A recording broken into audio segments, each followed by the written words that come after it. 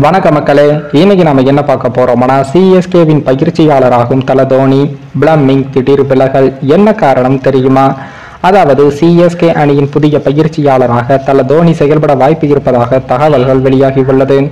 CSK அணியில் பல ஆண்டுகளாக பயிற்சியாளர் பொறுப்பில் நிறுத்த நியூசிலாந்தைச் சேர்ந்த ஸ்டெஃபன் பிளமிங் அவர்கள் தற்போது விலக உள்ளதாகவும் தகவல் வெளியாகியுள்ளது. பிளமிங் முதலில் சிஎஸ்கே அணிக்காக சில போட்டிகளில் விளையாடிய நிலையில் அவருக்கு வயதானதால் திடீரென்று பயிற்சியாளராக மாறினார். பிளமிங் மற்றும் தோனி ஜோடி இணைந்து சிஎஸ்கே அணிக்கு பல கோப்பைகளை வாங்கிக் உள்ளது. தோனியின் எண்ண ஓட்டங்களுக்கு நிகரான பயிற்சியாளராக பிளமிங் இருப்பதால் இருவருமே இனப்பிரியாத சகோதரர்கள் போல இருந்தார்கள். பிளமிங் கொடுக்கும் யோசனைகளும் அவர் எடுக்கும் முடிவுகளும் தோனி மற்றும் சிஎஸ்கே அணி நிறுவனர் சீனிவாசன் ஆகியோருக்கு பிடித்திருந்ததால் இதுவரை பிளம்மிங் தான் சிஎஸ்கே அணியின் பயிற்சியாளராகவும் இருக்கிறார்.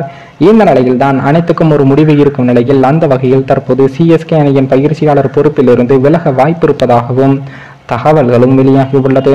இதற்கு காரணம் நியூசிலாந்து கிரிக்கெட் அணியின் புதிய பயிற்சியாளரை தேடும் பணி நடைபெறுகிறது. வரும் T20 உலகக்கோப்பையில் நியூசிலாந்து அணி வெல்ல வேண்டும் என்பதற்காக சிஎஸ்கேவின் பயிற்சியாளராக இருக்கும் பிளம்மிங்கை அழைத்து இந்த பணியை கொடுக்கலாம் என்று நியூசிலாந்து கிரிக்கெட் வாரியம் யோசித்து வருகிறது. வரும் ஏப்ரல் மாதம் இறுதியில் பாகிஸ்தானுக்கு சுற்றுப்பயணம் மேற்கொள்ளும் நியூசிலாந்து அணி 3 T20 போட்டிகளில் விளையாடுகிறது. உலகக்கோப்பைக்கு தயாராக நியூசிலாந்து அணிக்கு இந்த தொடர் மிகவும் முக்கியத்துவம் வாய்ந்ததாக பார்க்கப்படுகிறது. இதனால் இந்த தொடருக்கு பிளம்மிங் பயிற்சியாளராக வர அதிக வாய்ப்புள்ளது.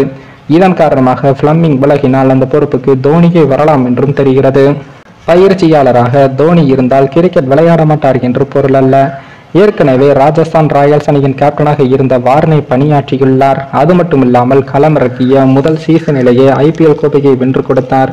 இதனால் அந்த வழியில் தோனியும் பின்பற்ற வாய்ப்பு இருப்பதாகவும் தெரிகிறது.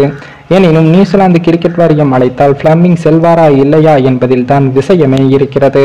மேலும் இந்த வீடியோ ஏதோ ஒரு விதத்தில் உங்களுக்கு பிடித்திருக்கும் என்று நினைக்கிறேன். நம்ம சேனலுக்கு புதிதாக வீடியோ பார்க்கிறீர்கள் என்றால் மறக்காமல் சப்ஸ்கிரைபர் செய்துவிட்டு பாருங்கள்.